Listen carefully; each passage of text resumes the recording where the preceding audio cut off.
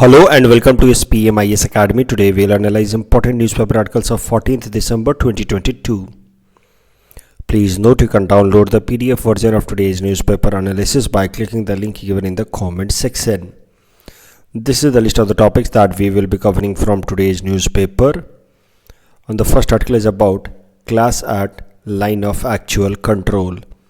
And this topic is important from our syllabus GS paper 2 international relations point of view. सबसे पहले समझने की कोशिश करते हैं कि लाइन ऑफ एक्चुअल कंट्रोल है क्या. So the boundary between China and India, basically the territory of India and the territory of China is known by the name line of actual control. Line of actual control India और China के बीच की boundary जैसे आप देख रहे हैं उसको कहते हैं. जबकि इंडिया और पाकिस्तान के बीच में जो कश्मीर रीजन के अंदर जो डिमार्केशन है, पाकिस्तान ऑक्यूपाइड कश्मीर और जो बाकी का कश्मीर है, उस बाउंड्री को हम लोग कहते हैं लाइन ऑफ कंट्रोल, LOC. तो यहाँ पे है LOC, POK और इंडियन रीजन वाला जो इंडिया के पास जो इंडियन एडमिनिस्ट्रेटेड कश्मीर है उसके बीच का जो बाउंड्री डिमार्केशन उसको कहा जाता है लाइन ऑफ कंट्रोल. जबकि इंडिया और चाइना के बीच में जो बॉर्डर है उसको कहा जाता है line of actual control. LOC की बात की जाए तो इसको 1972 में फाइनलाइज किया गया था as a result of Shimla agreement. उसके पहले इसी लाइन को हम लोग कहते थे सीज फायर लाइन. तो मैं LOC की चर्चा इसलिए कर रहा हूं क्योंकि LOC इज क्लियरली डिमार्केटेड कि ये है लाइन ऑफ कंट्रोल. इस साइड में अभी पाकिस्तान का एडमिनिस्ट्रेशन है फॉर द टाइम बीइंग. है तो ये इंडिया का हिस्सा है लेकिन है पाकिस्तान का एडमिनिस्ट्रेशन और दूसरे साइड में इंडिया का एडमिनिस्ट्रेशन है. लेकिन इस तरीके से क्लियरली डिफाइंड नहीं है line of actual control. Line of actual control is basically ये कॉन्सेप्ट कि इंडिया और चाइना के बीच की बाउंड्री को लाइन ऑफ एक्चुअल कंट्रोल कहा जाएगा. लेकिन रियल सेंस में यहाँ 10 से 12 किलोमीटर का वाइड पैच छोड़ा हुआ है लैंड का, क्योंकि क्लैरिटी नहीं है कि एग्जैक्टली कौन से पॉइंट को या किस लाइन को कहा जाएगा boundary between India and China. So basically India और चाइना के टेरिटरी के बीच में एग्जैक्टली क्या बाउंड्री होगी दैट इज़ नॉट डिफाइंड. तो a wider patch of boundary of 10 to 12 kilometre wide has been given the name line of actual control which is just a concept. It has neither been delineated on a map not demarcated on ground. तो इसी कारण से लेकर के यहाँ पे थोड़ी सी ambiguity बनी रहती है और रह करके चाइनीज और इंडियन सोल्जर्स के बीच में थोड़े बहुत क्लैशेस हो जाते हैं क्योंकि एग्जैक्टली ग्राउंड पे जो बाउंड्री है वो डिमार्केटेड नहीं है. 1993 में इंडिया और चाइना ने एक अग्रीमेंट साइन किया. That agreement basically was named peace and tranquillity agreement at LAC, जहाँ पे दोनों साइड्स ने फैसला लिया कि बॉर्डर रीजन में हमारे फोर्सेस आपस में झड़प या क्लैशेस नहीं करेंगे. और इसी कारण से इसी 1993 एग्रीमेंट का नतीजा है कि जब बॉर्डर रीजन में पेट्रोलिंग होती है दोनों साइड के फोर्सेस द्वारा तो वो आर्म्स एम्यूनेशंस लेकर के पेट्रोलिंग नहीं करते हैं. गलवान वैली में भी जब क्लैशेस हुए थे तो वहाँ पे पत्थरों से और डंडे से लड़ाई हुई थी, लेकिन वो फिर ब्रूटल हो गया था and that lead to some fatalities also from both side. लेकिन वहाँ पे आर्म्स एम्यूनेशंस कैरी नहीं किया जा रहा था, otherwise the casualties could have been higher. और इसी तरीके का न्यूज़ हाल फिलहाल में भी निकल करके आ रहा है कि अरुणाचल प्रदेश वाले रीजन में बेसिकली यहाँ तवांग रीजन में कुछ क्लैशेस हुई हैं इंडियन और चाइनीज सोल्जर्स के बीच में, बट यहाँ पे भी डंडे से ही लड़ाई हुई है. क्यों? क्योंकि ये जो 1993 का अग्रीमेंट था इसके हिसाब से पीस एंड ट्रैंक्विलिटी मेंटेन की जाएगी बॉर्डर रीजन में and that is how the armed forces do not carry the arms ammunitions. अभी लाइन ऑफ एक्चुअल कंट्रोल को लेकर के there is differing perceptions between India and China. अगर India के perception को देखा जाए तो line of actual control is about 3488 kilometre long which could be segregated into 3 sectors. The eastern sector which basically includes the boundary between India and China in Arunachal Pradesh and Sikkim. तो ये blue colour से जो दिखाया है वो ईस्टर्न सेक्टर है line of actual control का. फिर मिडिल सेक्टर जो यहाँ येलो कलर से दिखाया है हिमाचल प्रदेश और उत्तराखंड में. और फिर western sector which is basically in Ladakh and Jammu and Kashmir. तो अब तो ये पूरा लद्दाख हो गया है. So basically western sector is Ladakh, middle sector is Himachal and Uttarakhand and the eastern sector includes Sikkim and Arunachal Pradesh. लेकिन अगर चाइना की बात की जाए तो चाइना के हिसाब से line of actual control is only about 2000 kilometre long. Basically China इसी एरिया को लाइन ऑफ एक्चुअल कंट्रोल मानता है, चाइना इस एरिया को लाइन ऑफ एक्चुअल कंट्रोल नहीं मानता। खासकर अरुणाचल प्रदेश वाली जो बाउंड्री है उसको China line of actual control नहीं मानता, बिकॉज चाइना बिलीव्स कि entire Arunachal Pradesh belongs to China. China in fact calls Arunachal Pradesh as South Tibet. और जो बाउंड्री है अरुणाचल प्रदेश और तिब्बत के बीच में, जिसको हम लोग मैकमोहन लाइन कहते हैं, मैकमोहन लाइन की लीगलिटी को चाइना रिकॉग्नाइज करने से रिफ्यूज़ करता है। अभी समझते हैं कि आखिर LAC line of actual control why it remains disputed. Problem क्या है यहाँ पे? तो प्रॉब्लम यही है कि there have been differing perception about line of actual control. यही मेन कॉज ऑफ कन्फ्लिक्ट है। अभी हम बाउंड्री को लेकर के कोई फाइनल डिमार्केशन कर ही नहीं पा रहे हैं चाइना के साथ। जैसे दो पड़ोसी हों, दोनों ने आसपास में घर बना लिया हो, लेकिन एग्जैक्टली कौन सी लाइन बाउंड्री होगी जो दोनों के ज़मीनों को सेग्रीगेट करेगी, वो दोनों ही फाइनल नहीं कर पा रहे। वही हाल इंडिया और चाइना के बीच में भी है। 12 से 14 किलोमीटर का वाइड लैंड का पैच छोड़ा हुआ है, because both sides are not very certain कि एग्जैक्टली कहाँ से लाइन डिमार्केशन होना चाहिए। The delineation of line of actual control has not been done so far. And दूसरा तो आपको पता ही है, लाइन ऑफ एक्चुअल कंट्रोल पे हमेशा डिस्प्यूट क्यों होते रहता है, टेंशन क्यों होते रहता है? Because of expansionist tendency of China. तो चूँकि लाइन जो है वो क्लियर डिमार्केटेड नहीं है और चाइना यहाँ पे बहुत सारा military installation, road infrastructure create करता रहता है with goal of annexing more and more land from Indian side. तो एक्सपेंशनिस्ट टेंडेंसी जो चाइना की है, that leads to some clashes between Indian Chinese soldiers again and again. तो ये सब कुछ कारण है जिस कारण से LAC में हमेशा थोड़े बहुत डिस्प्यूट्स होते रहते हैं। इसी कॉन्टेक्स्ट में करंट डेवलपमेंट हुआ है जहाँ पे there have been some face off और conflict between Indian and Chinese troops in Tawang sector that of line of actual control.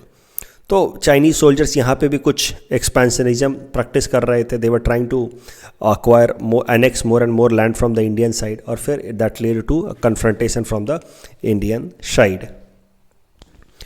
इस टॉपिक के बेसिस पे प्रीलिम्स प्रैक्टिस क्वेश्चन हमने आपको दे रखा है। Please attempt this question and you can submit the answer in the comment section. इस सवाल को सॉल्व करने के लिए यहाँ पे ये हिंट्स भी लगेगी आपको। बेसिकली ये वाली जो लाइन आप देख रहे हैं, इसी को कहते हैं हम लोग लाइन ऑफ कंट्रोल, जो इंडिया और पाकिस्तान ने आपस में फाइनलाइज किया था 1972 के शिमला अग्रीमेंट के बाद।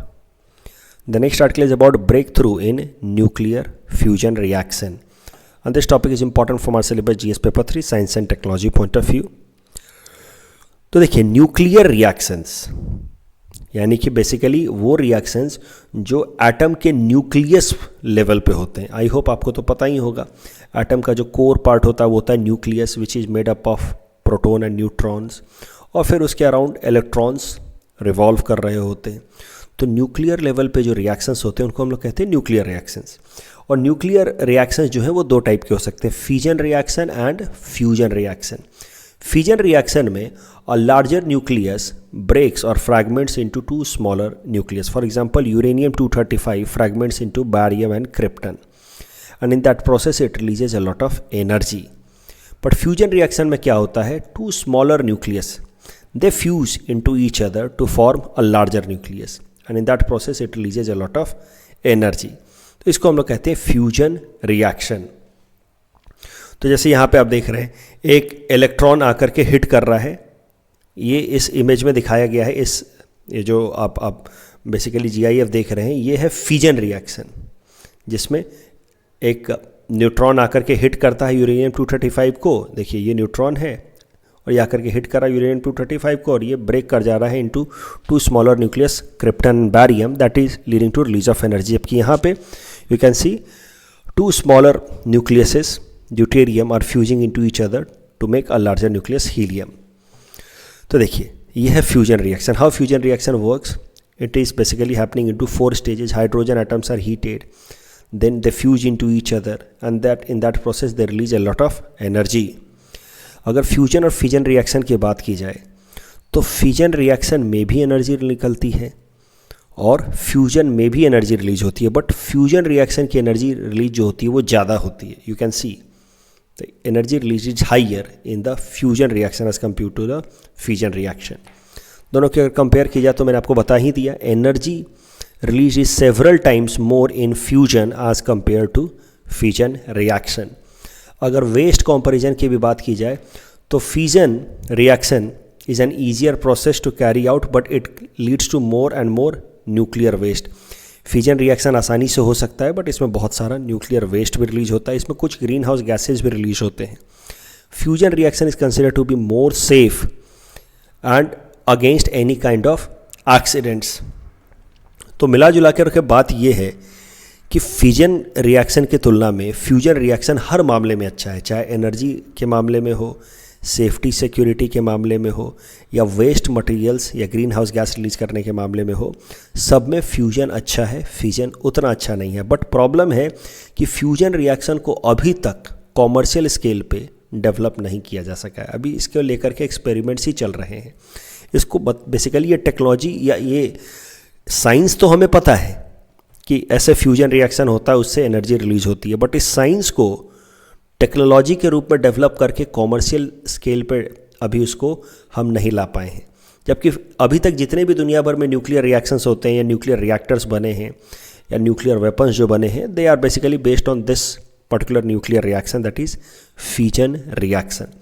अगर हम फ्यूजन को कंट्रोल कर पाए, कॉमर्शियली वायबल बना पाए, तो this could be a great breakthrough for entire humankind, because that basically will resolve most of the problems related with energy scarcity. At the same time, the problem of greenhouse gas emission and wastage will also be tackled to a great extent. तो fusion reaction को commercial level पर develop करने के लिए दुनिया भर में अलग अलग जगहों पे लगातार एक्सपेरिमेंट्स चल रहे हैं. दो मेजर एक्सपेरिमेंट्स जो दुनिया के दो अलग जगहों पे चल रहे हैं, एक तो फ्रांस के अंदर चल रहा है international thermo nuclear experimental reactor ITER, और चाइना के अंदर चल रहा है experimental advanced super conducting tokamak, short में कहें तो ईस्ट.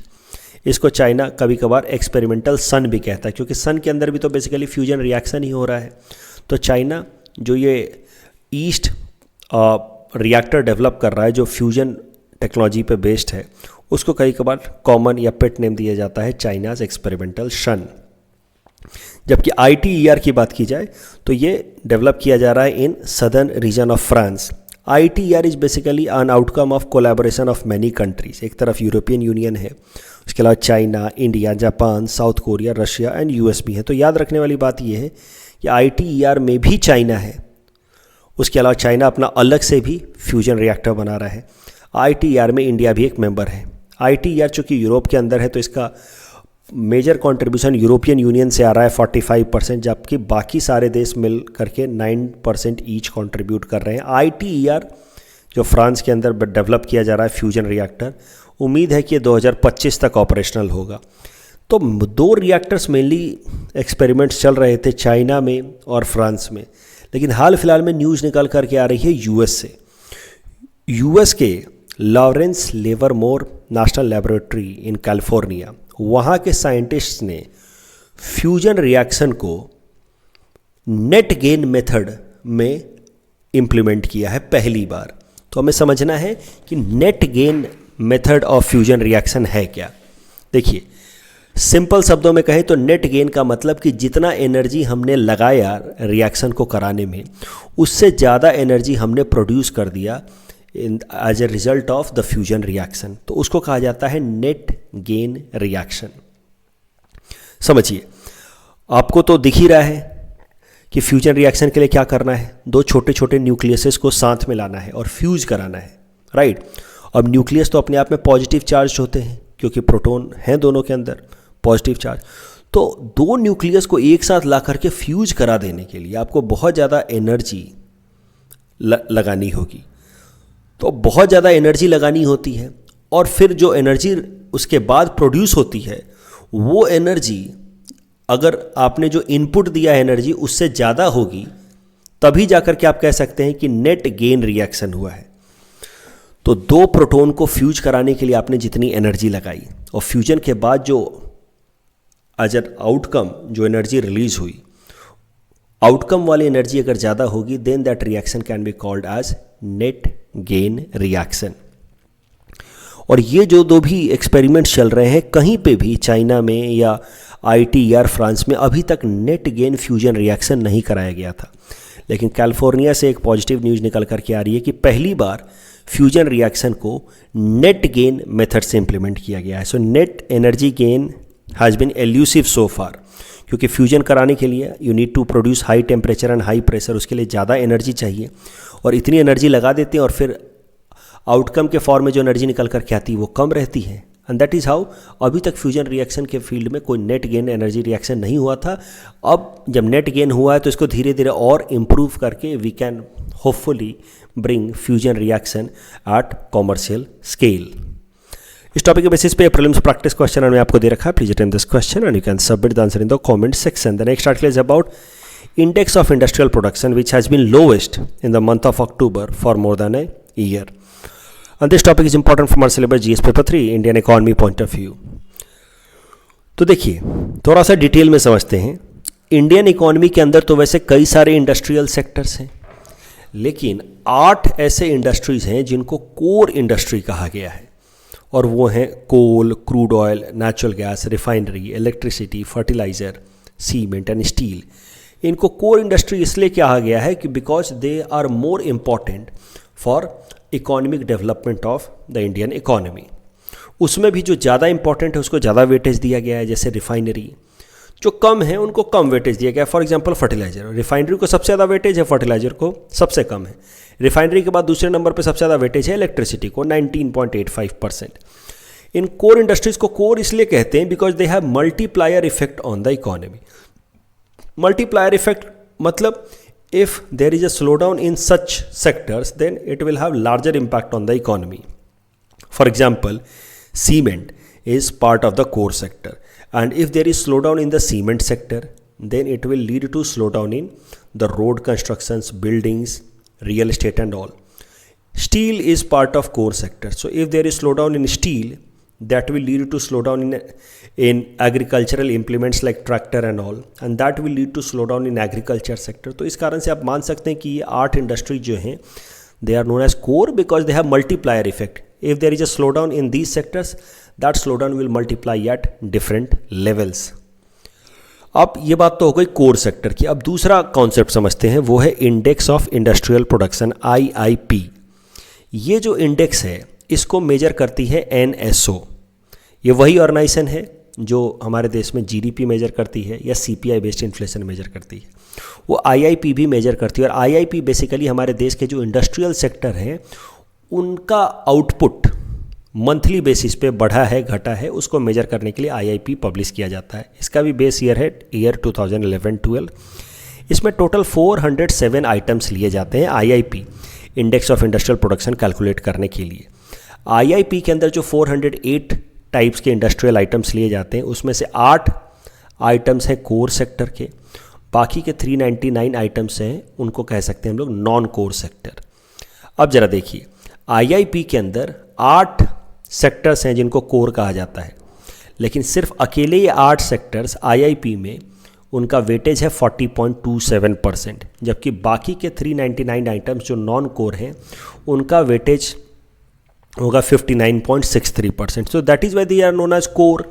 बस 8 सेक्टर है लेकिन वेटेज 40% से ज़्यादा है. That means they are very significant for the economy. So I hope अब तक आपको बात समझ आ रही है. पहले मैंने आपको बताया कोर सेक्टर के बारे में, फिर मैंने आपको बताया इंडस्ट्रियल सेक्टर IIP के बारे में.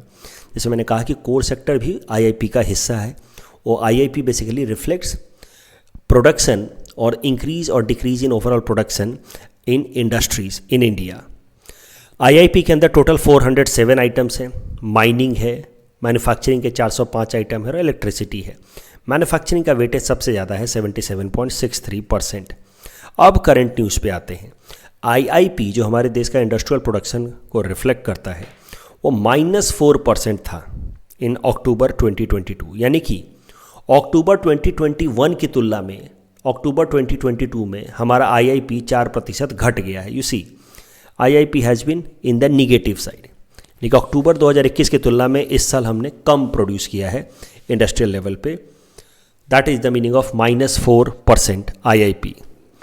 ये मेनली स्लो डाउन आ रहा है because of the manufacturing sector. आपने देखा मैन्युफैक्चरिंग सेक्टर का वेटेज है 77.63% और मैन्युफैक्चरिंग सेक्टर में बहुत ज़्यादा स्लो डाउन देखी गई है. And that is why overall IIP has been on the negative side. Manufacturing sector में स्लो डाउन इसलिए आ रहा है क्योंकि पूरे दुनिया भर में जो डिमांड है मैन्युफैक्चरिंग प्रोडक्ट के वो स्लो हो गए हैं, कम हो गए, क्योंकि पूरे दुनिया भर में इकोनॉमिक स्लो डाउन देखा जा रहा है.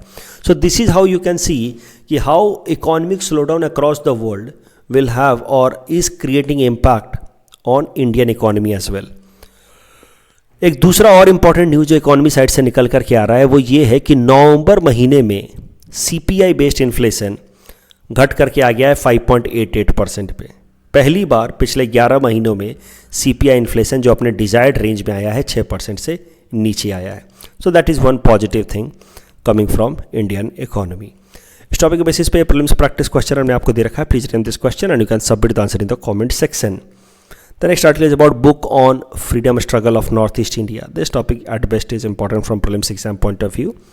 देखिए, Samudragupta Kashyap, a well known author from Assam, इन्होंने एक बुक लिखी हाल फिलहाल में, untold stories of freedom struggle, untold stories of the freedom struggle from north east India. ये बुक का नाम याद रखना है PT पर्सपेक्टिव से.